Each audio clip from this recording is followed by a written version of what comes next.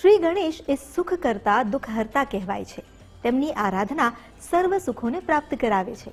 ભક્તોની મતિને શુદ્ધ કરનાર વિઘ્ન વિનાશકનું એક પૌરાણિક સ્થાન છે આજનો આપણો પડાવ. અને આ સ્થાન એટલે રુદાતલ ગામમાં આવેલું શ્રી ગણેશજીનું મંદિર. તો ચાલો પરમ દયાળુ, માયાળુ અને કૃપાળુ ઉમાસુતના દર્શન કરી મન પ્રફુલ્લિત કરવાના આશીષ મેળવીએ.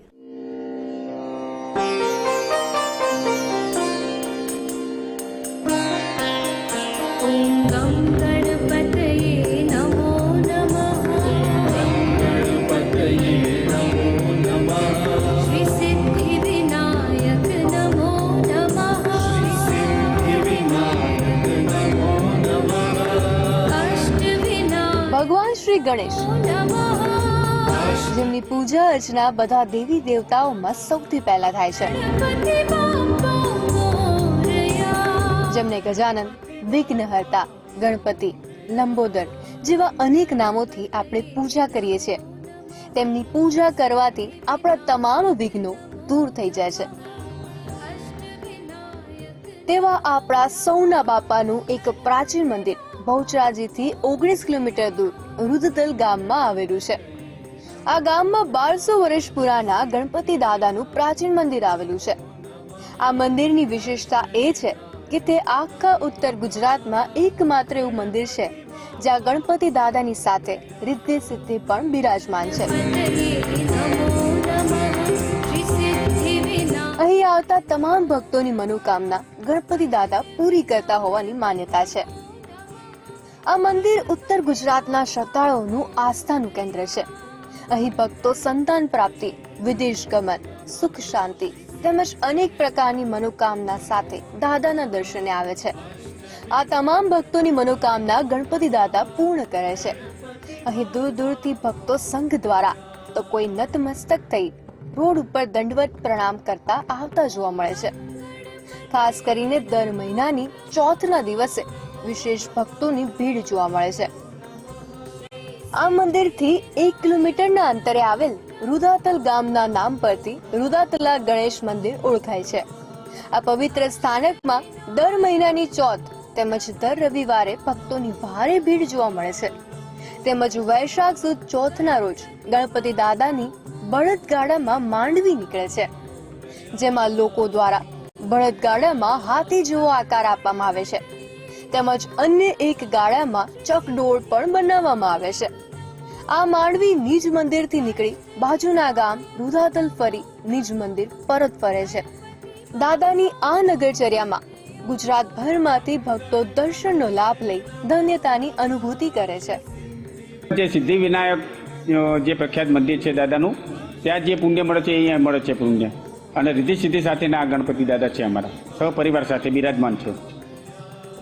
અહીં મંદિરમાં દર્શનાર્થે આવતા ભક્તોની સુવિધા માટે જમવાની પણ વ્યવસ્થા કરવામાં આવી છે.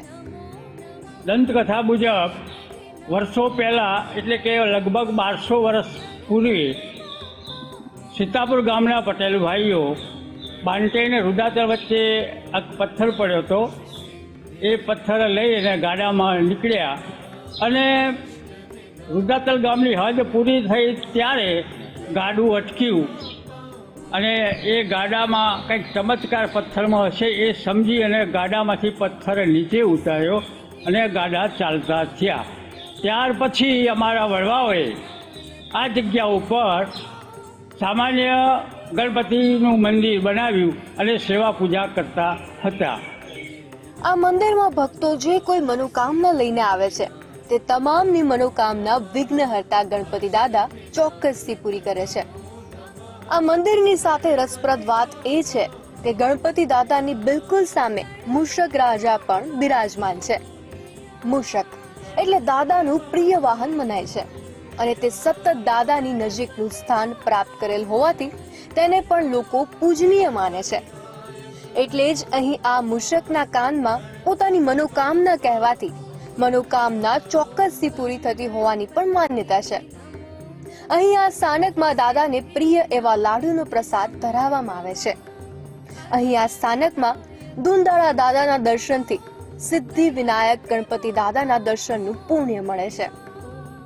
રુદાતલ ગણપતિ મંદિર અમારા આખા ચુવાડ વિસ્તારમાં મોટું એક ધામ છે અને લોકો દૂર દૂરથી લોકો દર્શન કરવા સાચી શ્રદ્ધાથી આવે છે અને દાદાનો મહિમા દર મહિને અંધારી ચોથે એક લોકો દર્શન કરવા આવે છે અને વૈશાખ સુદ ચોથના દિવસે મહા મોટો મેળો ભરાય છે.